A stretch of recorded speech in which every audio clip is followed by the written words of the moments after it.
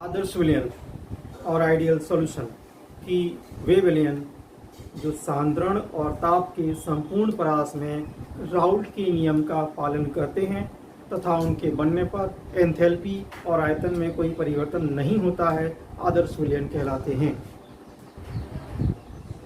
एक बार फिर से रिपीट कर रहे हैं परिभाषा को।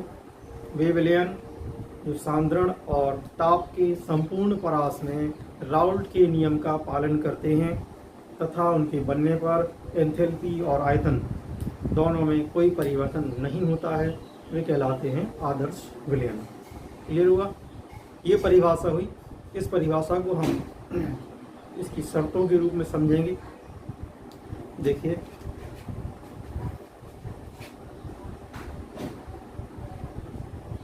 आदर्श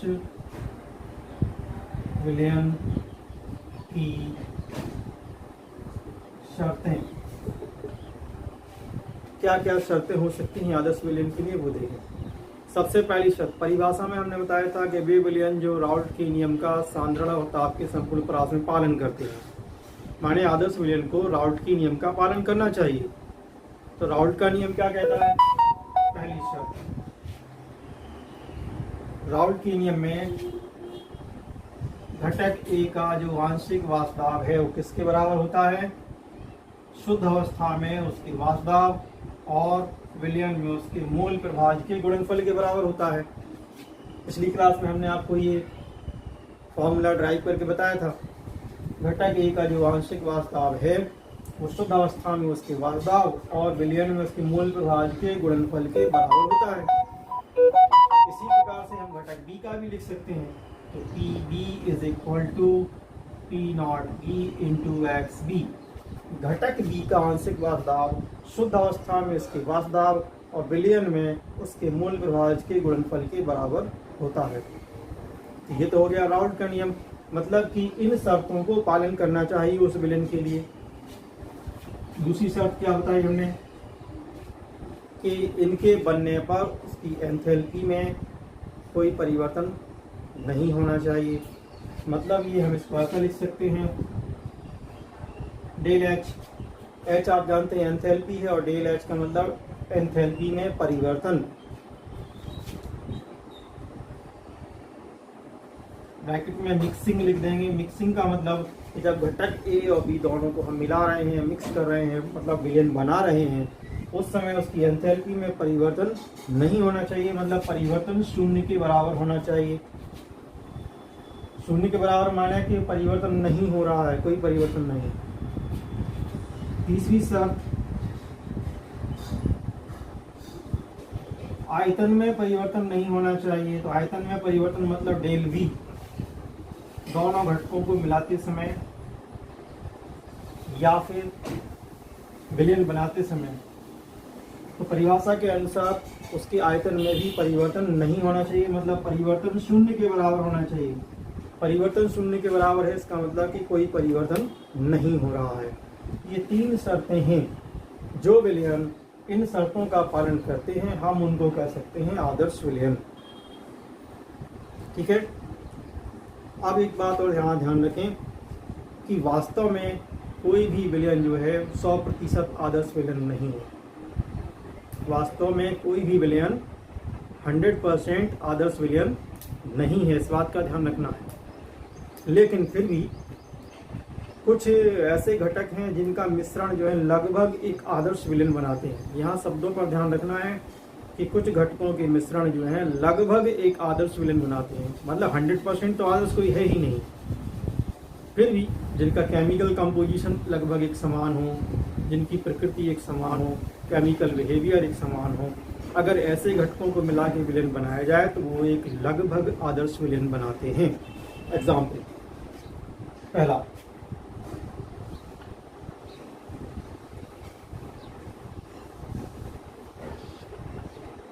है ethyl bromide plus ethyl iodide. Ethyl bromide और एथिल आयोडाइड इन दोनों को मिला के अगर विलयन बना दिया जाए इन दोनों का जो विलयन है लगभग एक आदर्श विलयन है, क्योंकि एथिल ब्रोमाइड और एथिल आयोडाइड दोनों एक ही फैमिली के सदस्य हैं। केमिकल बिहेवियर, केमिकल कंपोजिशन लगभग एक समान है। फर्क सिर्फ इतना है कि यहाँ हेलोजन ब्रोमीन है और यहाँ हेलोजन आयोडीन है इसमें। ठीक है। दूसरा एग्जाम्पल है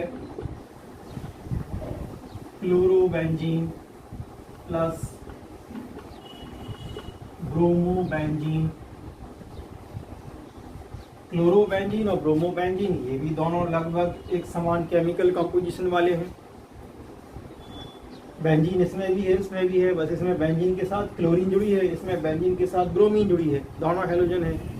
तो लगभग समान केमिकल कंपोजिशन है, इसलिए ये दोनों भी एक लगभग आदर्श विलयन बनाते हैं। अगला है हमारा, वो है बेंजीन प्लस टॉल्यूइन। बेंजीन और टॉल्यूइन इसका मिश्रण भी जो है एक लगभग आदर्श विलयन बनाता है, क्योंकि बेंजीन और टॉल्यूइन जो है इसका जो केमिकल कंपोजिशन है इनका भी लगभग समान है। चौथा एग्जांपल लेते हैं, normal hexane plus normal heptane.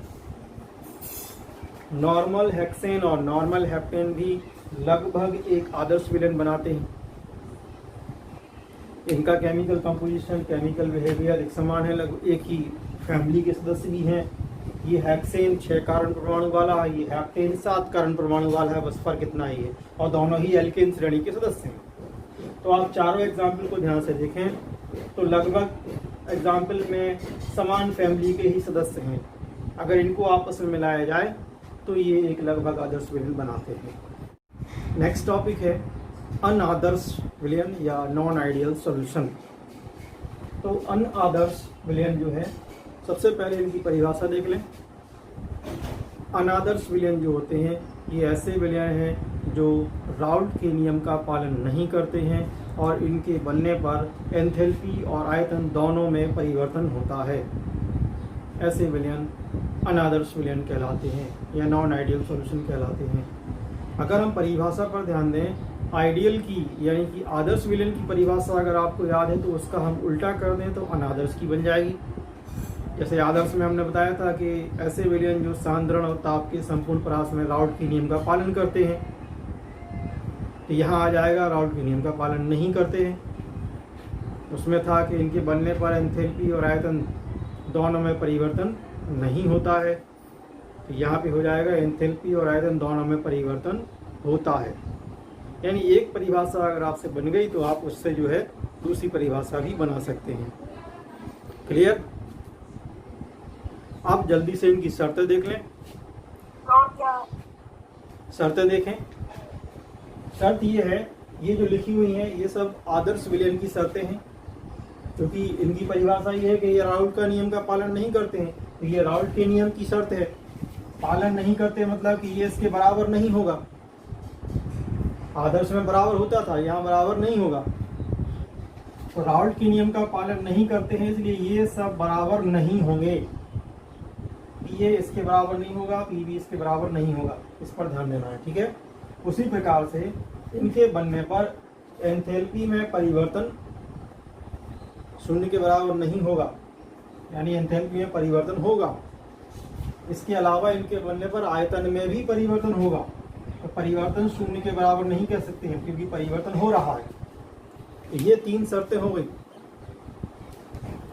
शर्तों में भी ध्यान रखें। आदर्श की शर्तें अगर आपको याद है तो वही लिख लें, बस उसमें बराबर की जगह बराबर नहीं करना है अपन को।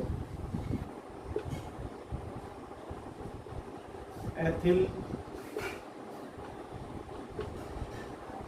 अल्कोहल प्लस जल। एथिल अल्कोहल और जल ले लिया हमने। दूसरा एग्जाम्पल लेते हैं,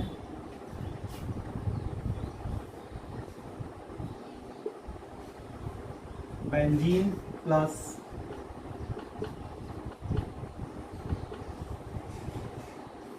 chloroform. Benzene plus chloroform.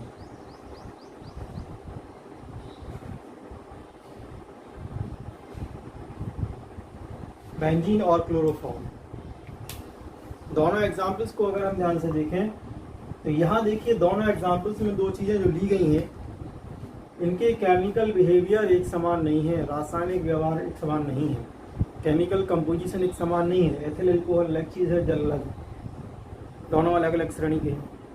Benzene एक अलग श्रेणी का है, क्लोरोफॉर्म एक अलग श्रेणी का है, केमिकल कंपोजिशन एक समान नहीं है। ऐसे अगर हम घटकों को मिला के विलयन बनाते हैं तो ये जो मिश्रण होगा या ये जो विलयन होगा वो कहलाएगा अनादर्श विलयन।